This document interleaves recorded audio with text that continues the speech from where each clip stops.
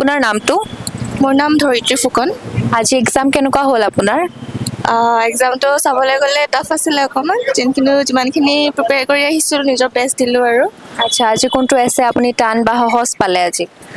আজি সহজটো মই এছেখিনি ভালদৰে কৰিছোঁ বাৰু, বাকী হিষ্ট্ৰী পাৰ্ট গোটেইখিনি ধুনীয়াকৈ কৰিছে বাৰু। আপুনি SPMৰ ষ্টুডেণ্ট আছিলে ন? হয়, মই SPMৰ আছিলোঁ, অফলাইন মডৰ আছিলোঁ, এতিয়া নহয়।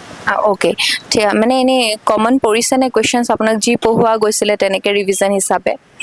সেনেকৈতো কমেণ্ট আহিছে, যোনখিনি কণ্টেণ্ট এনৰিচমেণ্ট আহিছে, যোনখিনি কাৰেণ্ট এফেয়াৰ্ছ আহিছে, সেইখিনি লগে লগে গোটেইখিনি কভাৰ আপ হৈছে আৰু তাৰ কাৰণে বহুতখিনি হেল্পো হৈছে আৰু। অ'কে, চ' আপুনি ডেইলি কিমান আৱাৰ্ছকৈ দিছিলে পঢ়াত মানে?